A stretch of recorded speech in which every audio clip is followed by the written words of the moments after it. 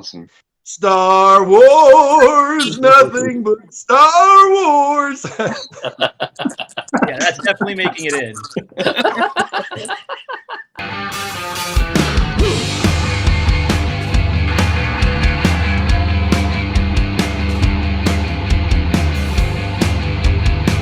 Hey everyone, welcome to another episode of 5 Idiots Talking Toys. We're here on another Sunday night with a gaggle of morons talking about plastic gold, all right?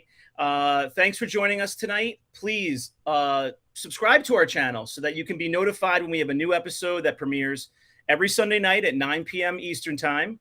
And you can watch along with other folks. You can live chat and have a good time on a Sunday night while you're watching football, sitting on the couch, whatever you like to do. Like this video, share it with your friends. If you have fellow collectors, let them know about us. We appreciate all the opportunity to get more viewers.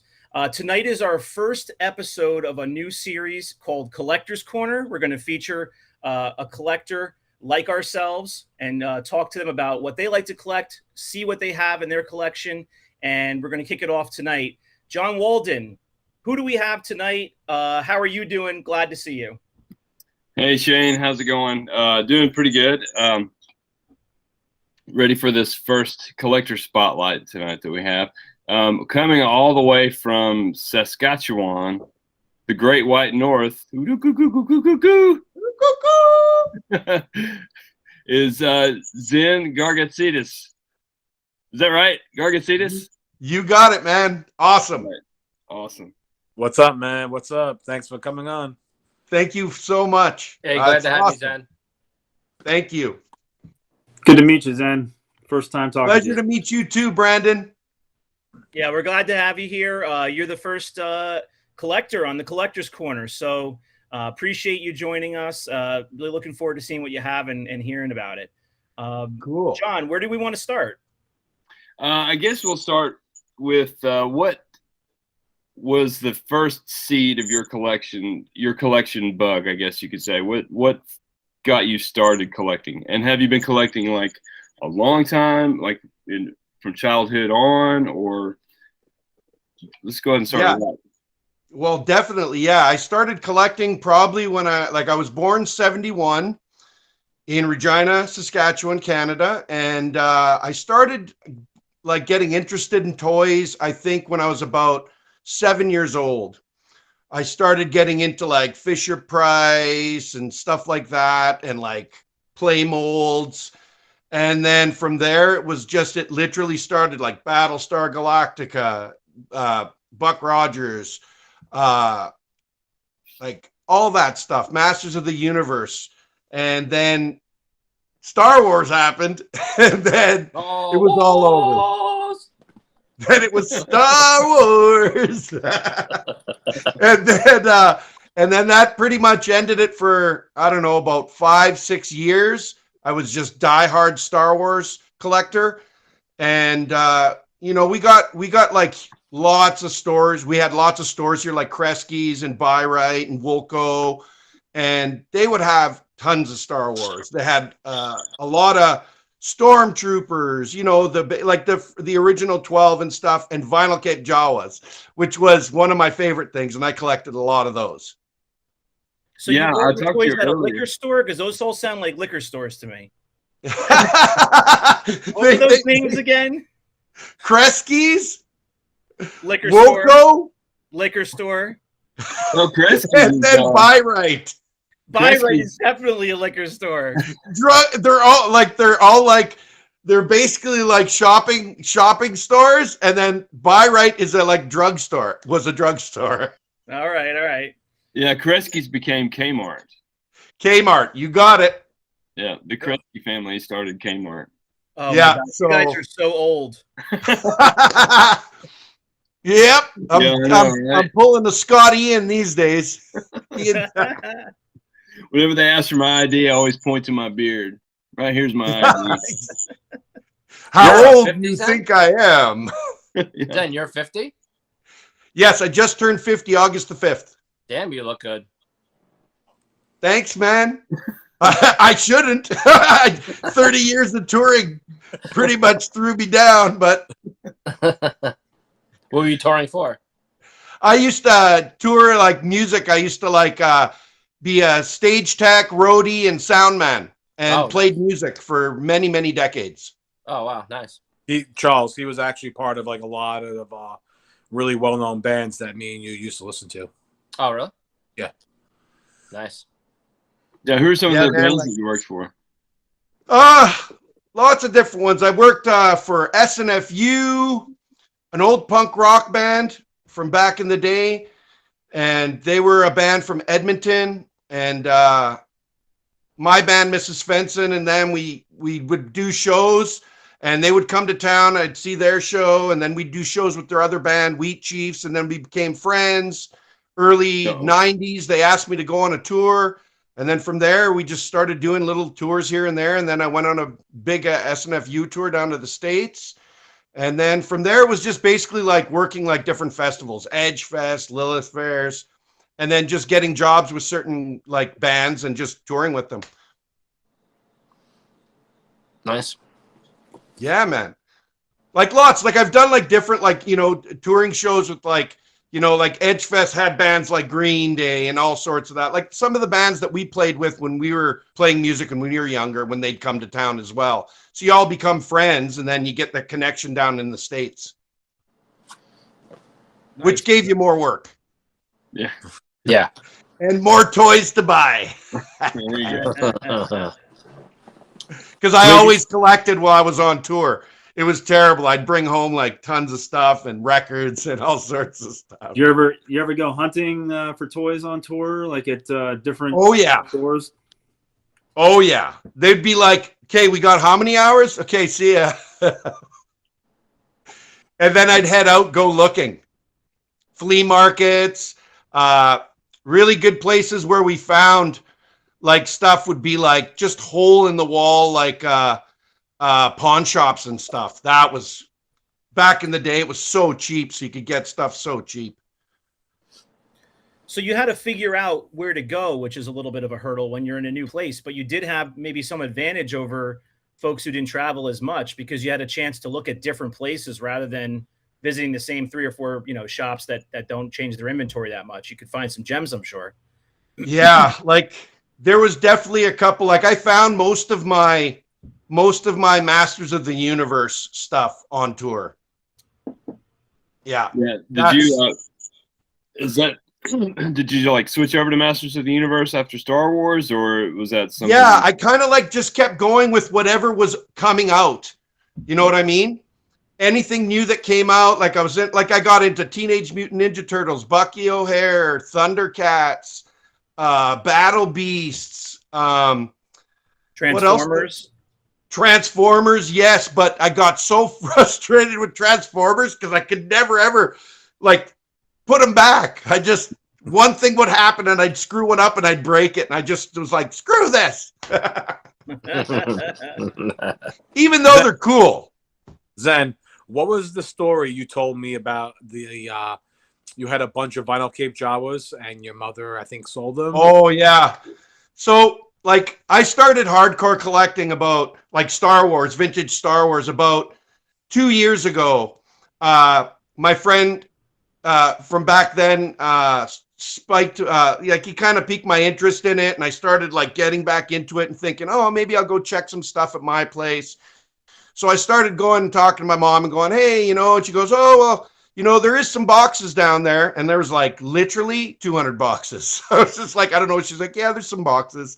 I was just like, I look and I'm like, there's tons. She goes, well, there's a whole bunch more, but I gave them all away to the Sally Ann. And I'm like, huh? And she's like, yeah, like I gave away a whole bunch of clothes and I did a whole bunch of toys because it was just taking up too much space. So I go through it all. I find like literally, like I had the TIE Fighter, I had X-Wing, I had Millennium Falcon, the Death Star, like all of it. But my one love was always vinyl Cape Jawas and Luke Farm Boys. And so I'm like freaking out looking through these boxes going, I sure hope you didn't give them away. She's all, well, I might have, but it's like I didn't know. And I was just like, what do you mean you didn't know? So anyways, I end up going through the boxes, and I went literally through all of it. I found some amazing stuff.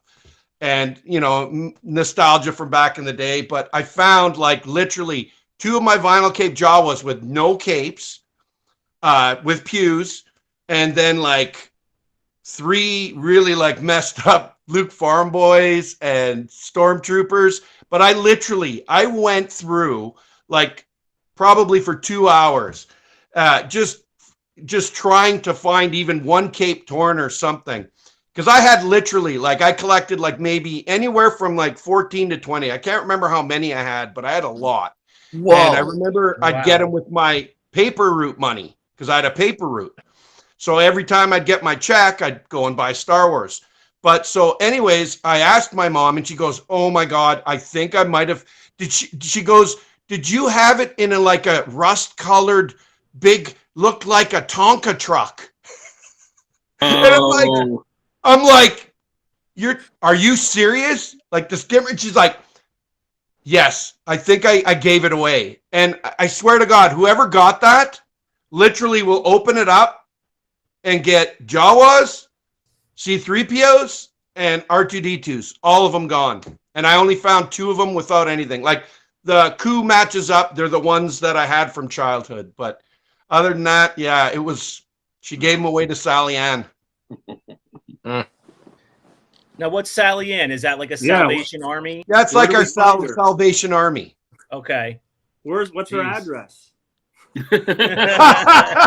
Literally, whoever went and got that must have been just like laughing, because they're just like what did they sell? Maybe $40 on the thing or something, unless they opened it up and looked. But back then, like I don't know, a couple of years back, were they really like onto the Star Wars thing? I don't know, but all I know is I was pretty bummed out for about 2 weeks. I was just like, man, Mom, please, just can you go through one more time? And I just like losing it. Had you mainly, you obviously remembered some of what you had, that's why you were looking, but had you forgotten kind of about them for a while? Like it wasn't really your interest at the time, and you kind of knew they were there, but you didn't really care.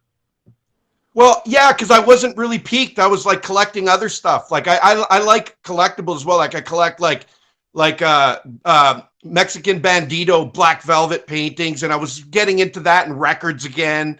So I kind of like laid it off, but then my friend piqued my interest, and then I started just like becoming so enamored with it, and just all these memories flooded back. I'm like, I need to get all of them. I was just like. So when you started collecting again, did you like come across what the price of the vinyl cape Jawas were? Like you didn't even realize they were worth so much? I lost my marbles. I told my mom, I showed my mom, I go, you know those little rust-colored dudes? She goes, yeah, I kind of remember. And I said, like, I know, but do you remember? And she goes, well, maybe, I don't know. And I go, well, look what they cost. And then I showed her, and she's like, and I'm like, Mom, whatever you threw away was like, literally, I could have put my niece and nephew through school. And she couldn't believe it. She was like, huh? She goes, how can something so small and so old be worth that kind of money? And she's a Greek woman, right? She's like, it doesn't compute. Like, so who's your focus figures then? Right now, my focus figure is Boba. Because I never had him as a kid. I never had Boba as a kid. My mom, for some reason, would never buy me Boba. Show us something. Your mom is anti-Boba? I think she is a little bit. How do I switch the phone to get the other side? My camera. Yeah, there's a on the top right. Oh, there we go. There you go. Yeah. Ooh, okay. At there, then. Well, here I'm looking at Star Wars. What do you mean? What I'm looking at? So Star Wars porn. Yeah. It's plastic. Yeah, plastic goodness. Porn stuff. Plastic. Oh yeah, it's good. So here's my little doll setup. He's rocking and rolling. But we'll go to Boba. Let's do Boba. So this is my collection so far. I got stuff on the other side I'll show you as well, but man, it's so small I can't really see. Okay, there we go. Is it too far, too close? Is it good? No, it's good. That's good. Okay, so most of this stuff I got from my friend and comrade Ian Bennett here in Canada, who's one of my best friends and my Star Wars comrade here in the Great White North. And oh my God, look at that Sigma. Oh my God, he's so awesome. I've wanted him so bad. I've wanted him for so long, and Ian totally finally let him go, which is really awesome. And then my Boba cards, my Empire, my Jedi.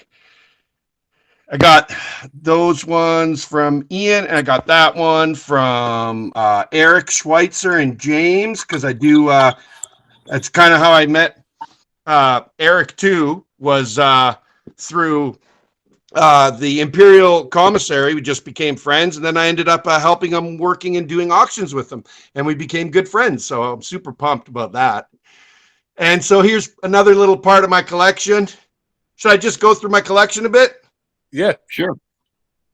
Okay, and there's my Power of the Force stuff. It's my only graded piece, the Lumat 70, which I don't understand because it's just beautiful. Yeah, that's a Clear nice clear bubble. bubble. Oh, yeah, it's beautiful. Like one tiny little vein on the front, and then some more Boba. I got lots of Canadian cards. That's going Is to that be... Boba Fett's starship? Yeah. Isn't that what it's called? Boba Fett starship?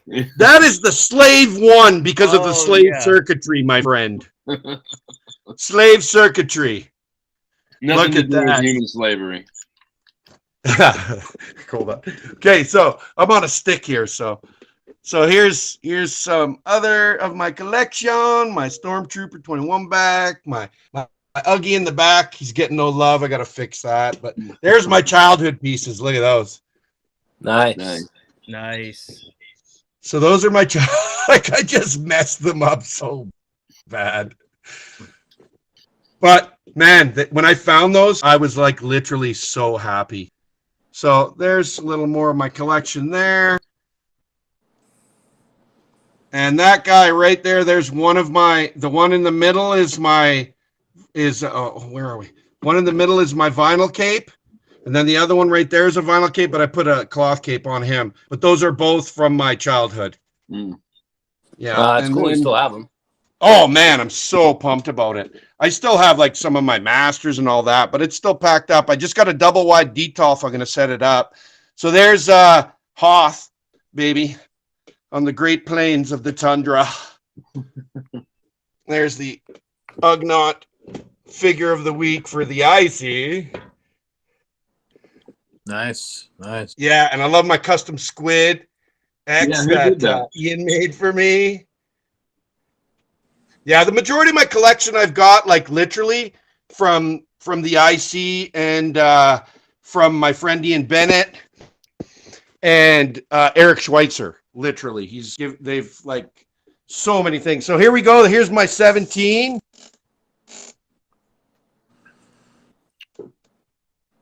I just got that. Chris sold me a whole bunch of stuff. Must be a bunch of repros in there. Nope.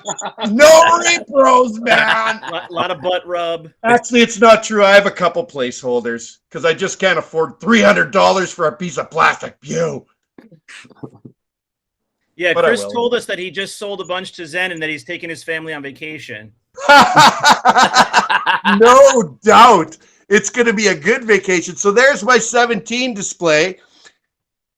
Nice. And then we'll go up here. Oh, here, we got to do this. This has got to happen. Got to get the Tesla going. Oh, yeah. Yeah, man. So here we go. Some more of my Hoth. And then my Univisor. I got that one from Gene. I got to get myself one of those. That's I think cool. you got that one from me. Or maybe, I don't know. It's so beautiful. So beautiful, man. So nice and white. And I loved Snow Troopers, man. They were awesome. Then I got my tie, my belt. That's the belt there. And then the micro. And then here, we'll go here. So we got my Return of the Jedi. molded face. Oh man, Biker Scout. And look at, man, that box is so sweet. It's probably one of my nicest pieces. Yeah, that's Just one of my beautiful. favorite pieces. I love the Biker Scout and the Biker Speeder bike, and I love the box. I just love that artwork. It's so beautiful. The litho's just amazing. And then so I took a makeup container and I turned it upside down and used it as a plateau. Oh, cool. It worked. It worked awesome. I think it did. Yeah, I just got this Jedi. He's so fresh and just a nice. And then we got Chewie taking it hard. He's like, "Oh man, let me out of here." Here we go. Well, look at him. He's like, have you ever seen somebody just like being held at pretty much like, pole point? And he's like, "I'm so happy." Like, look, he's the happiest Chewie I've ever seen. Charles had to arrest the guy just like that tonight. So now we're getting in my dark side focus, which I love. Look at Chris, remember?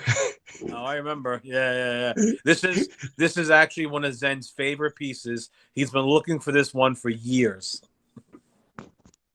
All right, so tell us about it. A Dengar?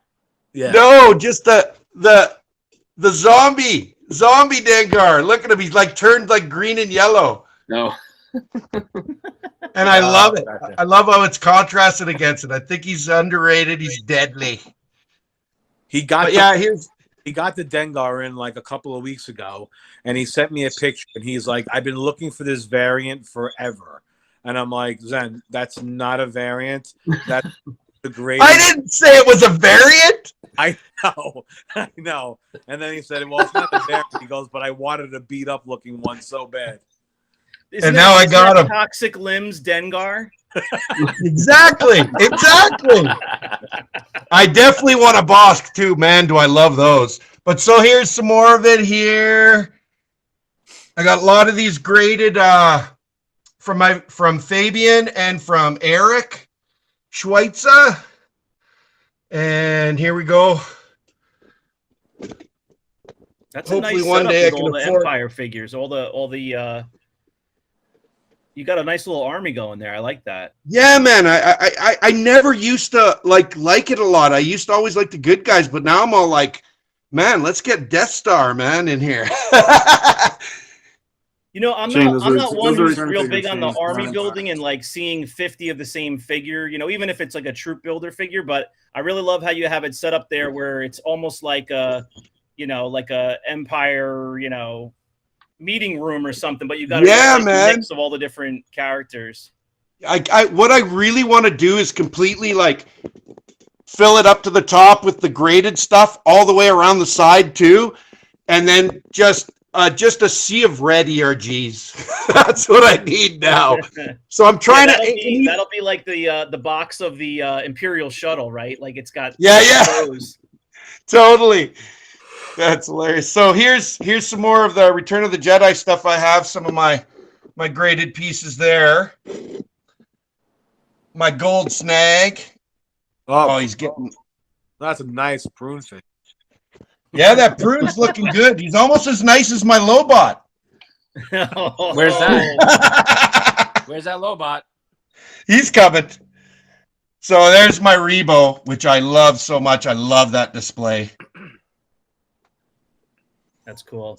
Yeah. And then I just picked this up the other day, this little setup locally here. I got a sweet deal on it. I got this for like $30 for all of it. Nice. For those three. Yeah, I was floored. The lady was so nice too. I sat and had tea with her. She goes, "I might have more." And I'm all, "Well, let's have another tea." She was actually super cool.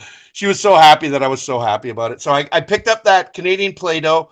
I'm missing the instructions and the mat, but other than that, I got that one, which I love.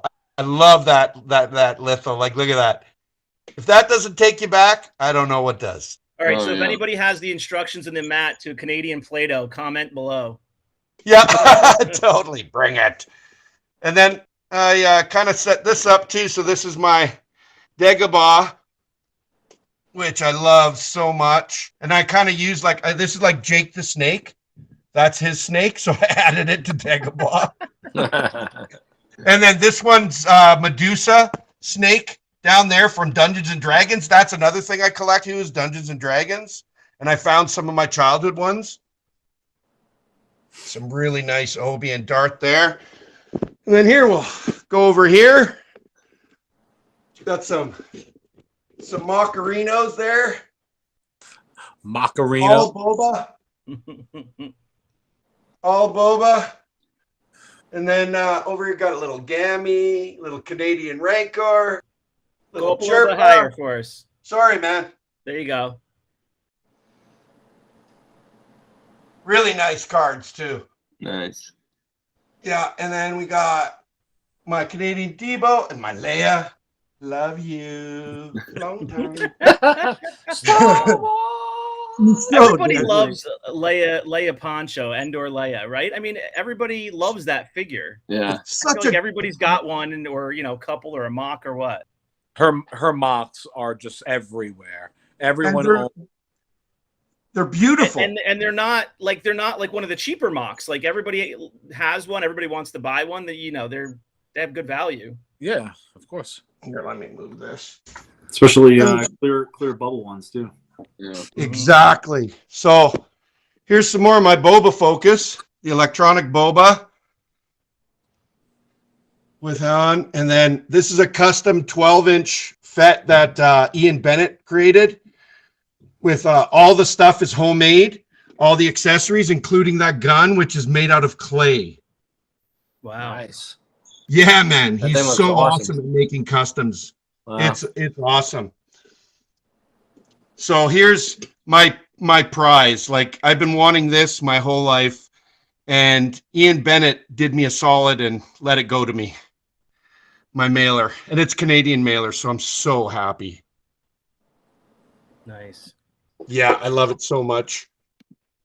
That was a big one. That was like I literally danced around the block for like 3 days for sure.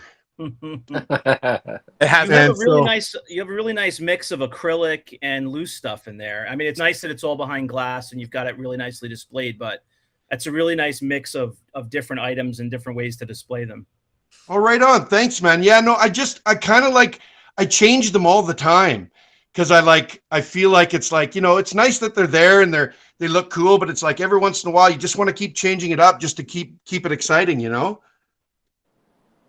And so there's this the story behind this. When I got the Darth Vader lamp, the lady who was selling it posted it as Dark Vader.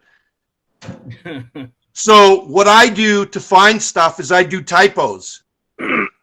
So I look at 10 different typos of Darth Vader or whatever, and then I keep typing it in until I find something, and every once in a while, you find it.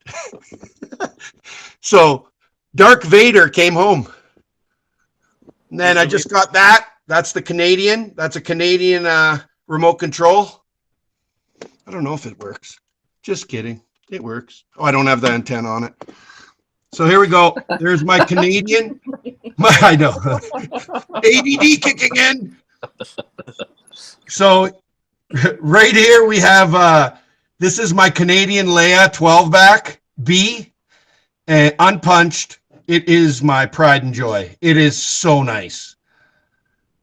And then I got a Gold Dome R2 12-back right there, punched.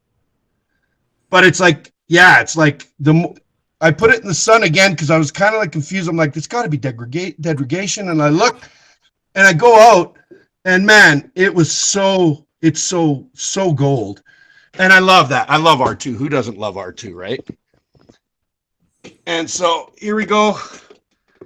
I picked that one up locally too, the Hujibs right there. And then my 8-track, both are sealed. And then my land speeder, and then my little Yodas. Uh-oh. Brandon's pants just got a little tight. Yeah. I love the little Yodas. I love them because they're all different. Yeah, I love I love the color variation in Yoda. Like, and there's so many variants. It's like nuts. It's like good luck to collectors. I'm like, good luck. Now, is there a zombie Yoda also, or no? Nope. But if I find one, you can guarantee I'm buying it. I need a zombie army of Star Wars figures for sure. And then there's my R2 and R5 little collection. There. Dimple, Dark Dome. Yeah, super. You have any red bars in there? No, man. I thought I had a red bar in the last pickup, but I was just seeing completely blind. I think it was just like trying to tell myself it's going to be a red bar. It's going to be a red bar. But yeah, I wish I would have been able to set up my other one, because I would have been able to show you guys my sorry, hold on. I would have been able to show you guys my I don't even know. I can't remember what I'm talking about now. Where's your Lobot? I'm too worried about showing you that. Okay, so I'll go into my my graded and my. So those are my mini rigs. Right there. Oh, yeah. And then my line.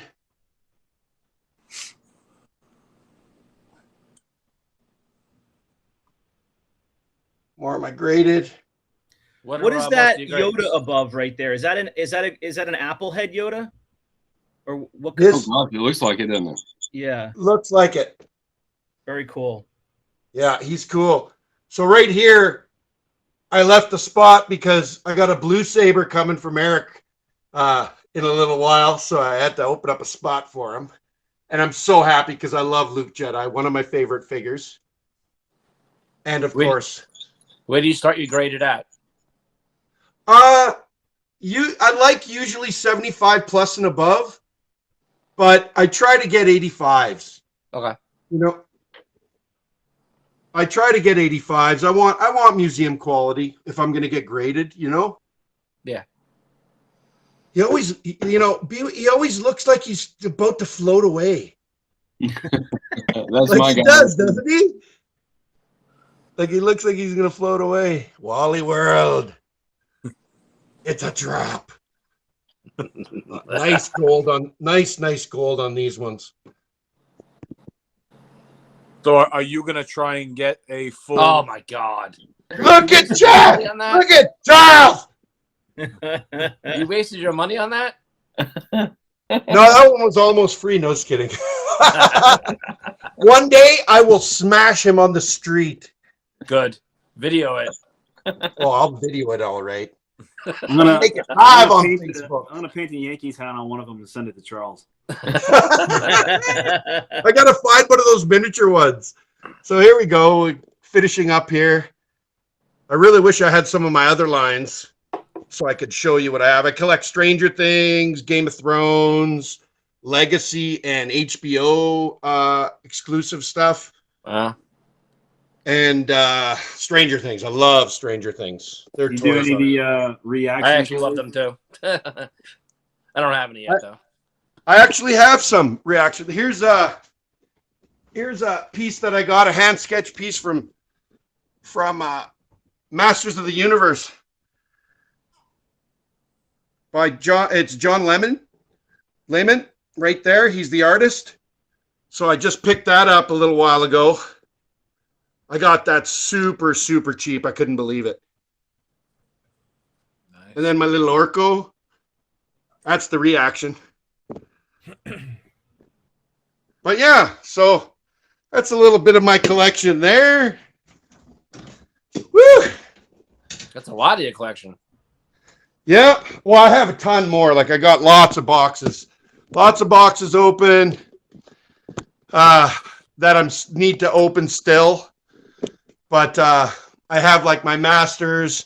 I have a whole bunch of X-Men, the early stuff. And I don't really have like a ton of my childhood stuff. The majority of that stuff went to my buddy Ian. Like he's got a huge collection, man. You guys got to do Ian. Ian's got a nice collection, man. Yeah, he's eclectic. He collects so many different things. Yeah. But yeah, he's always been good to me. But yeah, so that's what I've collected in almost like probably 18 months. I had like 4 figures. Wow. Yeah. And that's been the past 2 years. Yeah, that happens, once you get on the wagon. Oh. And I'm so proud of it. Like people think I'm nuts, like I've gone nuts. What, are you into toys now? I'm like, man, like, like there's worse things to be in. Like, like, are you kidding me? Yeah, I'm into toys. I love them. And I think like now my collecting is so much more, like I'm so much, I put myself out there way more because I love, like, out of all this, the best feeling in the world is finding it outside anywhere, whether it's a estate sale, garage sale. That's what fuels me. Like, we're in the middle of nowhere here, but yet there's a lot of people from back in the day that collected a lot of different toys. And, they don't get rid of it all the time, but I'm always watching and I'm always kind of like talking to people. I know a lot of people and I always ask them. And, you get things at a fair price. You're not ripping anybody off usually. Sometimes you get really sweet deals, but the majority it's like, I pay decent price, but I can't even believe that I'm getting some of this stuff here. Like the Canadian, like remote R2, like I was floored because I've been looking for that for so long. And it just happened. Like my buddy goes, hey, my buddy's got Star Wars. You want to check it out? I'm like, yeah. No, I'm going to go get something to eat. Like, of course. What's the address? Let's go. I feel like anybody that you talk to or finds out that you collect toys in any way, I feel like there's always a chance that you could just have told them that I just recently just started picking up a crack pipe and I started smoking crack, and they'd think like less. They think that it was less of an issue than collecting toys. Like, they'd be less surprised. Yes. You're so right, Shay. That's totally it. Like, literally, they probably would. Oh, we can fix that, but toys, I don't know. Yeah, when you say it, they kind of look at you and react like Charles does when he sees a Lobot. Oh, God. Yeah. I'm looking at Charles' reaction right now. After I found out Charles likes Lobot, it doesn't matter what I find, anything Lobot, I'm going to haunt him on the IC or Vintage Alliance, wherever it'll be. we all tag him anytime there's some Lobot standout. There's a post, we tag him. Yeah.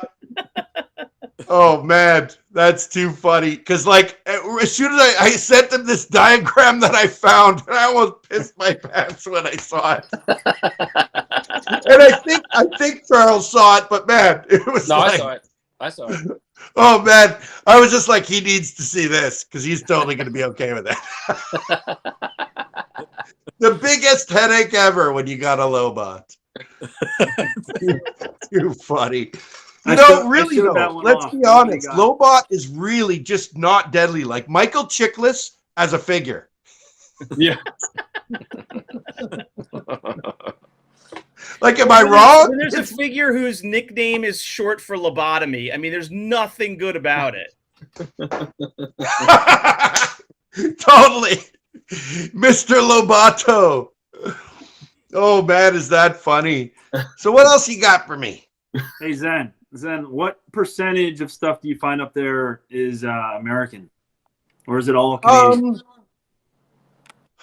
See, that's hard. Like, I'd say 40% to 30% Canadian, and then the rest is American. Or, like, you can, like, a couple Tri-Logo figures found here and stuff like that. So, like, I don't know how far when they were sending even the Power of the Force stuff back to sell at the bargain bins, because I remember them too for $1, man. I do too. I remember when Hills was. I always say this all the time. I remember when Hills was going out of business around us, and they had buggies full of just, shopping carts. Sorry, buggies is a southern term, but they had shopping carts full of. I almost thought you were Amish for a second. I was like, what is this, a baby store that he's going to? I don't get it. Where the hell is he shopping? That's definitely a Southern expression. But they had buggies full of figures that were just 50 cents a piece, man. And I was, at the time, I think I was like 13 or 14 years old, and I was too old for it, regret. Yeah, getting into music now at that age. You and everybody else. You and everybody else who was 13 and 14 were too old for it. That's why they were in clearance, because nobody was buying them. Yep. It started to die. It literally started to die, like, from like what I saw people waning from it and getting different toys was like 83 to 86. People, not everybody liked Return of the Jedi, so they didn't want to get into it. Me, I loved it. Yeah, my mom checked us out of school to go see the premiere of Return of the Jedi. So nice. Yeah. That's awesome. Yeah, I remember when I went to see it, and we had a place here called the Capitol, and it was like an old theater, beautiful 2-tier balcony, totally built for sound, beautiful system. And man, we were like, literally after it was just like, oh my God, there's a coloring contest. They said, we're going to do it this summer. And all my friends we did it. Actually, I didn't even show you that piece. Can I show you my prize piece? Yeah, absolutely. Okay. So this is from a coloring contest that I did in Regina when I was 11 years old. And this is a piece that basically was a coloring contest at the mall. Okay, so it was the Adventure Center. So you got it to go into different different scenes that they built, and you could like pick up a phone and talk to Darth Vader or whatever, and you could do a whole bunch of different things. And we ended up doing the coloring contest, and I ended up being one of the 3 winners that won. Oh, nice. Yeah, awesome. And so that's me as an artist at 11. And I couldn't believe it. You still have that. That's such a great thing to still own. Well, yeah, like how many people have this? You know what I mean?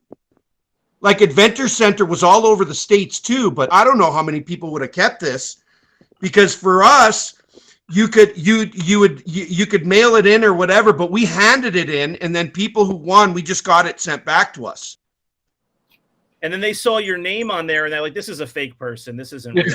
Totally. Like, look at the spelling. If that's not 11, I don't know what is. Like, come on. That is such a cool piece. When my mom brought that out, she put that in a Hit Parade rock magazine and kept it in the middle of two pages, and it stayed perfect. Wow. That's awesome. Yeah, I couldn't believe it. So anyways, that's my little prized possession. And that's the one that I'm really happy. That's the one I'm really happy my mom found, because that was thank God she found that and not the 18 vinyl Cape Jawas that you had. Dude, you don't even want to go there, man. Like literally still to this day, I went over for brunch today to my parents, and 10 minutes after I was done eating, we had a nice ham, some mashed potatoes, some hors d'oeuvres. And I was like in the basement 10 minutes later, going through boxes again, because I'm like, maybe there's one in there and I missed it. Like, literally, I am like floored because I just want to find one. So I'm hoping, because there's still a couple boxes we haven't been through, because there was literally 200. If I find one of those capes, I tell you, I will guaranteed I will show it off so hard, man. I'll be like, yes, I don't even care if it's ripped. It'll just be one of those things that I find and I complete the Jawa that I found. And then, you know what I mean? Find a pew that goes with it. Yeah. But that'll never happen. So pertaining just to Star Wars, like, where's your collection headed next? What do you want? What are you looking for? What are you trying to finish? Well, right now what I'd like to do is just kind of keep like adding to my dark side focus, because I'm really, really liking those figures. Like, I love those figures. They're all beautiful and they're all so well done.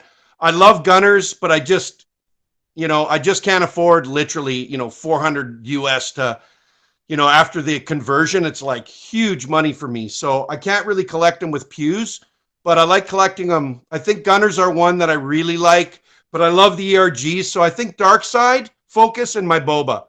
That's where I'd really like to focus on, especially before Book of Boba, because it's going to be the apocalypse after that, man. It's gonna be. They're gonna be like. It's gonna be like. I just gotta go do a week of work to afford a boba here. I'll be right back. Charles predicted earlier this week that the bobas are going to be worth nothing after the show comes out. That they're going to be just thrown out. I think they're gonna dump. Really? If you ask Brandon, he has like 50 of them sitting in a drawer. He's waiting to open the drawer up. He's like, waiting.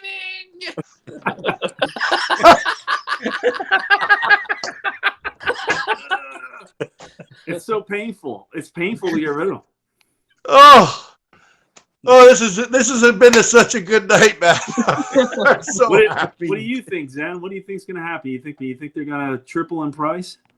I think there's going to be tiered levels of collecting. I think there's going to be the upper echelon that can afford a $2,500 graded snag, and then there's going to be a guy that's like, "Hey, man, you got any beaters for 200?" Like, that's literally what it's going to be. Like, when you look at the reality of Star Tracker and all these things, they don't take into account for anything local, anything that passes from hand locally or whatever. So really, like, when you look at the prices, like, okay, I can say that some of the prices, they stand and they're decent. But when you're saying that, like, last year, like, I got a cloud car for like $200 for a graded one, and now they're like, someone was saying they're like $850. I'm like, huh? Like, how did that go up so much? And I saw one recently go for a pretty penny. Yeah. Like, and I really don't understand. Like, let's be honest. Like, there was almost 1 billion of these things like made. That's figures, not vehicles, not whatever. Like, there is so many out there. I think what it is a lot of people just holding on to them, and it's kind of making it so that, oh yeah, they're rare, and people always use the rare, and it's like, yeah, like Power of the Force, yeah, it was a short run. They're a lot more scarce. Like certain styles of card back and numbers, yeah, they're a little more rare. But the reality is Star Wars is abundant and it's everywhere. And if it wasn't, we wouldn't be finding it in the wild. Yeah, exactly. And I think that's something that always, just makes the hair on the back of my neck stand up, is when somebody says rare, and it's like a beat up Chewbacca or something. Toxic limbs. The toxic limbs, Chewbacca. Yeah. So what are some of the challenges you found in the wild when you found the collection? Do you find that most people think they know what they have and they way overprice it, or do you find that most people don't really know what they have and they're shooting themselves in the foot? I think it's 20%. 20% know what they have, the rest don't. But in the end, these people, it's not like what I find is, I have so much joy in it. So when I'm there, I'm like talking like a mile a minute, and like they're talking to me and telling me about other stuff. And then it leads to like, stories. But when you find those people, they don't really care what they're selling it to you for. They just care that you care. Yeah, I've noticed that too. Yeah. And you want it, like, to me, it's like I picked up a really nice case, not a lot of pews, but a really nice case the other day, and I paid a good penny for it. It wasn't expensive, but for like a case, usually you can get them for like $150. You know what I mean? That's what people are selling them for, $200, whatever. But when you talk to the people and they see that you really enjoy it, like the lady that I bought it from yesterday sent me a message, and she's older, right? But she sent me a message. She was like, "Oh, it was so wonderful to meet you, and we're so excited that you were so excited about them, and that we pass it on to somebody that actually will enjoy them." And then she wrote, "I don't really mind too if you sell them." And she's like, but what I mean is like when you get a relationship with people that you see all the time to buy Star Wars, it's different than when you're doing a one-off with somebody and you let them know how much you're like really into it. You show them pictures of your collection. Look, this is what I got. And they're like, whoa. And you're like, yeah, like, I love it. Like, and then they have no problems, like, you know, calling you back later on and saying, hey, like, you know, I found some more stuff. Are you interested in this, like Masters of the Universe or Ninja Turtles? And you're like, well, I don't know, man. Do Greeks like food? Like, yeah, man, let's bring it on. Like, and that's what I find. Like, that's how it works, you know? Like, I think a lot of people don't know what they have, but to them, it's just taking up space. And, you know, I'm not going to sit there and rip somebody off, but if someone's offering me a decent deal, I'll let them know, you know, like, I think this is a good price. And are you okay with this? Because if you're not, I'm okay with paying more. Because some of them, they'll say like, well, I don't know. Is it? And I'll say like, if you want, you know, 50, 100 more bucks. I do it sometimes to some of these people because they just, you know, they don't know. And, you know, I'll give them a fair price, whatever it may be. But for me now, it's not really about that. It's always got to be cheap. I am so in love with collecting vintage Star Wars again that I got to go slow now because I'm not a wealthy man. But, you know, when I need to fork out something, I will. Because, you know, like the Bobas and stuff, like, man, I've always wanted that. So to me, that doesn't really matter. If I find stuff like that in the wild, like Bobas, I lose it. I'm just like, oh my God, there's a Boba.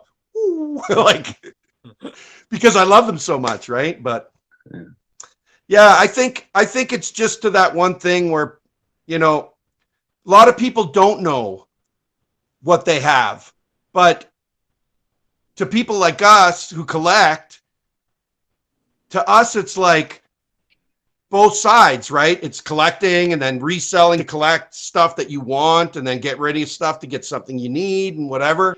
So I think it's just one of those things where it's eventually going to catch on and people are going to catch on and they are slowly catching on that it's worth some cake. And, you know, they're asking fair prices and then either you want it or you don't. But you got to realize anytime I buy from Americans or people from all over the world, international, it's like however much percentage more because I'm Canadian, right? So anytime I buy from the States, everything's $1.30. So if it's $100 for, you know, a sealed like mini rig or whatever, $150, add 30%, add my PayPal and all the rest. So while I was buying during the pandemic, it's like, it's been, you know, like hordes of money just in fees. But once you start meeting people, then you can start trading or, you know, you become friends and they give you deals, you give them deals.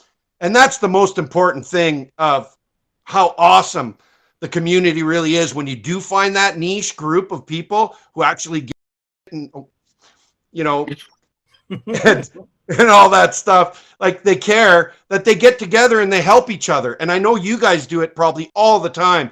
I'm fresh to it, you know, 2 years back into collecting Star Wars. You guys have been doing it probably all the way through. But so you guys know each other so well that you probably, you know, like you tell each other, hey man, I saw this. I know you want it, you know? And that's the beauty of it. You make so many cool connections, regardless of how much money you're spending, because we do spend a lot more money.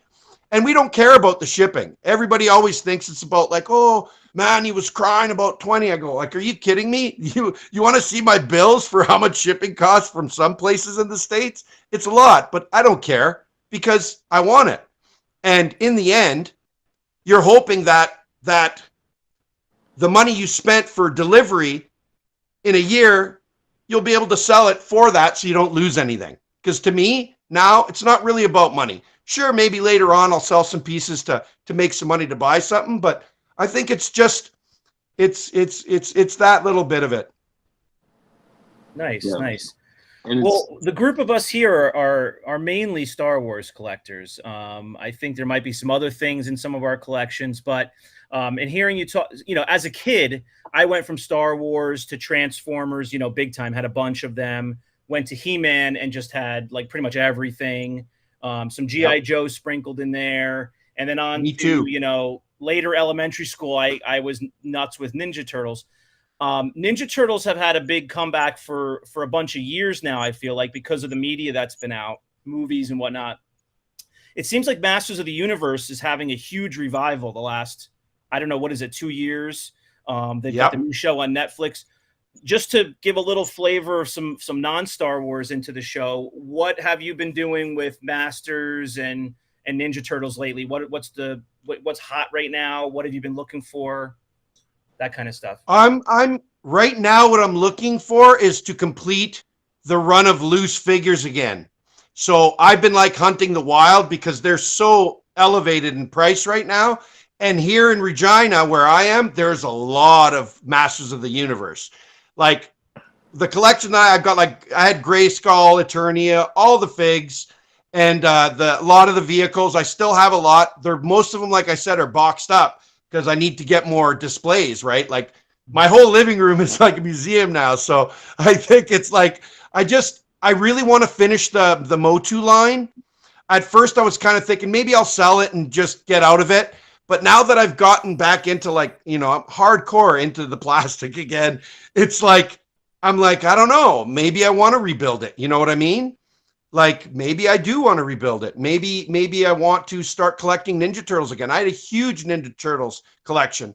I sold that to my friend Ian for like peanuts, but it was what it was. Right now, if I still had it, man, it was like, it's a gold mine, right? Like it's good money. For the Masters of the Universe, what is that like right now? I mean, you would have to relate it to like vintage Star Wars for me, but is it difficult to get the accessories? Obviously, yes. You want to look for nice condition figures. Are there some that are just really hard to find? Like, how is that world right now? Well, you can't like scare glow and all them. Like, you can't find that stuff. Like, you need to. I think it's kind of like garage sales lately has been the best for me. And I picked up Skeletor, like 3 different loose Skeletors. But like I said, and what you were saying, I mean, is you don't find them with like all the accessories, and that's the hardest, I think. Like a lot of them. Are the accessories expensive? Are they expensive to get? They're starting to get there, Shane. Okay. Yeah, like now. I think that the show came out. I don't think that it's like overly expensive to find loose stuff, but like carded stuff, really nice shape. Wow. The amount of money it's going for, I'm like, Star Wars, look out. It's collecting big bucks. I was watching an auction recently in a group that I'm fairly new to, and it was kind of interesting to see. He had, just a room full of stuff, and he was going around the room. And it was really interesting to see a lot of stuff that I sort of recognized from being a kid, but it's not stuff that I necessarily collect. But yeah, he was pulling some master stuff out, and they were like ancillary characters. Like I wasn't even sure if I remembered who they were, and they're carded. And he was like, yeah, I got to start this one at $5.75. I at least got to get, what I paid for it. And I was just like, couldn't believe it. Like it was just some random character, and not necessarily a rare one. It was just a nice carded piece. Yeah. And that's what I'm like, what I think it is a resurgence of toys now are not looked at like as toys. It is like high-end art. And I collect art. I love art. And when you look at how it blends together from the art world to this, people are spending thousands of dollars for a nice clean litho. Like it's crazy, but it's also exciting. Like, all these people that work so hard, they weren't making anything on it. Now they're making some money and they're like, hey, this is awesome. And I'm happy for them because they took so long to collect everything. About time it's worth something. But do I think it's a little bit pricey? Oh, hell yeah. Some of the stuff is it's ludicrous. Like, you're just like, okay, like, I don't know where you found out that, in your mind that you think that it's worth that now, but it's just the numbers don't add up. There's too much Star Wars for it to be rare. It's just, in 10 years, 15 years, when it starts to all degrade, that'll be different because then you're going to find it super hard. And me and Christopher were talking about this, is that, what do you think a graded line is going to be worth in 10 years? That's really nice. It's going to be worth like art prices, period. Because a lot of that stuff is going to be degraded and done. Plasticizer coming up and getting spots and doing everything, and then it's just not good. So really, in the end, for me, it's now the hunt of museum quality stuff. So now, are you buying graded mostly? Do you grade at all? Do you send anything in? No, I buy graded. I don't want to deal with the huge markup, and because like I said, I'm paying 30% more plus the fees. And with grading, they always do it for duty. And you meet people, friends and family, so you don't have to whatever. And when you look at the fees, it's atrocious for me to even I didn't think about that. Yeah, you've got to deal with across the border stuff with the grading company. Yep. Yeah. So I wait for people to grade stuff like Christopher and everybody, and then they sell it to me. And they're always so good to me. Christopher is one guy that I've been slowly getting to know, and he's an awesome dude, man. And I hope to know you fellows just as well. Yeah, and Zen makes great baklava, by the way. Tell him the story, John. Oh man, if I have those pictures, I'll post them up. But who are you giving the baklava to in that one post? And I just said, make me some, and he did, and he sent it to me from Canada. Really? That's awesome. Yeah. But he took pictures of it before he sent it off, and I was like, oh, I can't wait for this. And I got here, and just like good old U.S. Postal Service, it was all one giant piece. The box was dripping wet. When he showed me it, I was like, and I immediately said, dude, just put a whole bunch of ice cream on it. It'll be fine. Yeah. I wound up eating the whole thing, though, man. It's so good. Half my family is Zen. Half my family is Turkish. So, like, with a lot of the food crosses over with Greek food. So when I was a kid, like baklava and all that kind of stuff, everybody else, all the kids around me looked at me like I had 3 heads, But when I hear people who love to cook and cook that kind of food, it's awesome. I've been eating it my whole life. Yeah, man. My hometown in Greece is Kavala, so we live in the north in Macedonia. So clinically, when you look at it, it's Macedonia. In town hall, it says Macedonia. 3.5 hours away from Turkey. Yeah, and my family's from the eastern side of Turkey, so they're right there. Yeah, that's very cool. Right there. So we're probably in the same peninsula. Yep. You guys might be brothers.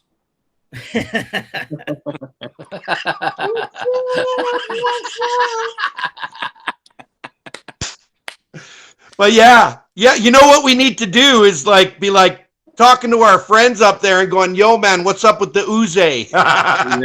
Yeah, really. I know when I first asked these guys about it, because I've only gotten back into the vintage collecting in the last, year, from taking a pause from years ago. And I said, what about these uze figures? I have some family members who are Turkish. I'd love to get a Turkish figure. They all laughed at me. They were like, yeah, good luck with that. You know what? I've heard weirder stories. Yeah. You never know. I've got my cousins looking for me. Well, what if they find some Greek Star Wars, man, or some Turkish Star? I'm down. Yeah. Whatever way we can get it, I guess. Come on, Jackson. There's Jackson. How come I can't see video? You can't see the video? I can't see your guys' video. The whole time or just now? Just now. There we go. Hey, bro. Now do you see him? Yep. What's up, buddy? Awesome. Congratulations, Chris. Thank you, man. Thank you. Yeah, for everybody watching, Chris and his wife just had a baby boy yesterday at the hospital. So he's playing it fast and loose tonight, being on a show with us with a 1-day-old. I know, right? He wasn't sure if he was going to make it. Yeah. He was pretty sure the whole time, to our surprise. Yeah, he was actually pretty sure. He said he was going to make it. That about wraps it up, I think. That's it. Yeah. Yeah, Zen, well, thanks so much for showing your collection. We loved seeing it all. I loved seeing how you have it set up and the mix of, like I said, the mix of acrylic and loose stuff and just the mix of different characters you have together. If you get to the point, I don't know how much room you have, but if you get to the point where you get some of that other stuff out, some of the other lines, we'd love to have you back on and showing some of that stuff in the future. Totally. I would love to show off my Game of Thrones and my Stranger Things and my Masters. I want to see the Stranger Things. Oh man, I got some sweet cards. I'm sure you do. Yeah, we need to start mixing up some more modern, some other lines. So we need to find people like yourself who collect. I really appreciate it, man. Like, this was such an honor, man, just to be able to do, like to talk to you guys and to give my 2 cents up here in the north of Canada. Yeah, it was great to have a Canadian's perspective too, I think. Well, yeah, we're not all bad. You're our first Canadian. Oh, right on, eh? Killer, eh? Deadly. Well, again, thanks, Zen. Thanks so much for joining us tonight. And people at home, thank you for joining us, and thank you for watching. And if you have a collection you'd like to show off, let us know, and we'll get you on. We're going to try this new feature, the Collector's Corner. So, again, thanks so much for everybody for watching us this week, and tune in next week, and be sure to like and subscribe, and we'll see you then.